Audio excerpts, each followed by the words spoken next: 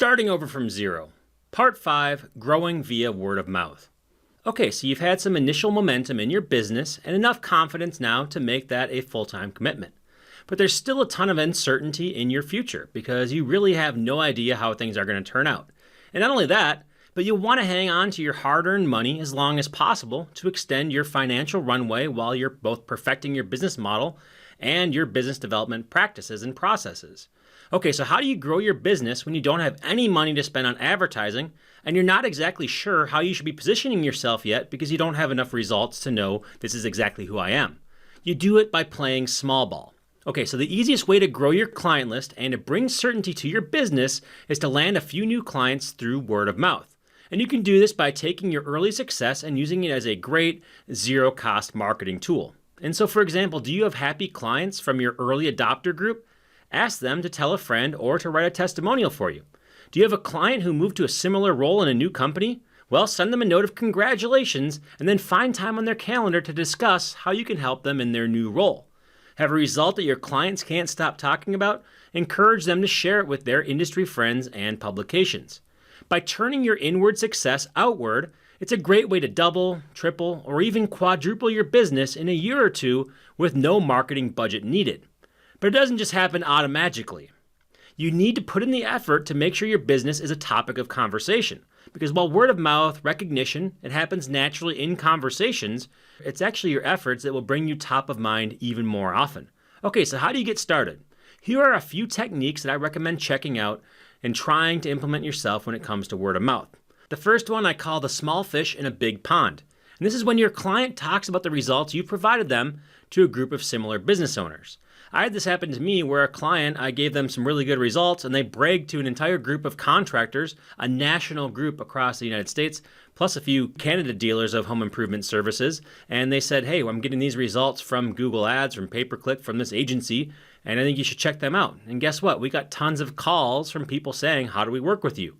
And all that it took was encouraging that client to share his results elsewhere.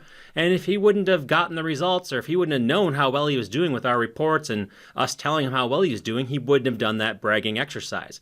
And so we seeded that opportunity, even though he ran with it in the end. The next one, the hero's journey. Not your hero's journey, of course, but the journey of your clients to finding your business and making them successful. So for example, the journey of them, hey, I just found this company online who was really easy to work with, and they gave us some awesome results. And so you want to turn your success into a newsworthy article by nominating your client as an interesting success story to industry magazines, local papers, and more. So I can't tell you how many times that I've been part of an article or helped source an article in home improvement magazines where we wrote about the client and their successes, and then as a byline or an afterword, they said, oh, and the company that did it with was my agency. And so that works out really well. Same with local papers. Anybody who wants to tell a newsworthy story or share in somebody being successful, a great way to do it is through that seeding the word of mouth through a story. And so you can get a lot of people talking. And instead of having to go out there and talk to individuals, you can basically let the publication do the talking for you and the distribution for you. The next one we call the protect your turf. So when your favorite client moves to a new role elsewhere, make their replacement your best friend. Tell them how you can help them ease into their new role and get them up to speed much faster than they will be otherwise. And while you're at it, share what makes your business such an asset to their future promotion and make yourself indispensable to them by sharing with them everything you can do and how their life's going to be better if they work with you. And a close cousin to this one is the cross-pollination. And that's when your favorite client, they move to a new role elsewhere, have them bring you with them as a vendor for the new place that they work at. So have them bring you in as their favorite vendor because they know what they're going to get when they work with you, and they want their own people. They want to set up their chance for success in the new role. And so if they bring you with them, they're going to be much more likely to be successful. We have the name dropper, which is when you use inward success with your clients to woo businesses like theirs. So tell them you're working with your client, you're delivering results for them, and then they will immediately know that you're ready to do the same with them.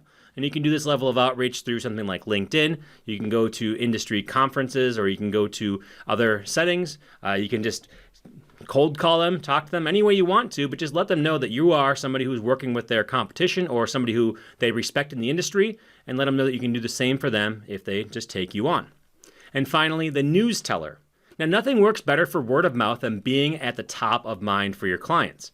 Now, this could have been called the newsletter, because an email newsletter is a great way to do that by sharing your knowledge, your industry passion, and solutions with your clients. But you could also do this through other means as well. For example, posting it to your LinkedIn profile, all the knowledge you have and all the passion you have, to your social media channels, so on and so forth. But if you ask me, email is absolutely the best way to do that. And then whatever you're putting into your email, you might also want to distribute to other places. But if you ask me, the best way to do it is via email, because you have control over the list and you can make sure that you are sending it to the right people and it won't get ignored like social media posts are often ignored. Now, the biggest mistake that business owners make when it comes to word of mouth is expecting it to happen naturally. Now, you'll get exponentially better results if you can seed conversations using one or many of these techniques. Because when you stay on top of mind, you benefit more from word of mouth. And it's not hard, but it does take a commitment to pull it off. But it seems worth it to me for the growth opportunities and the stability that it can bring to your business at this stage.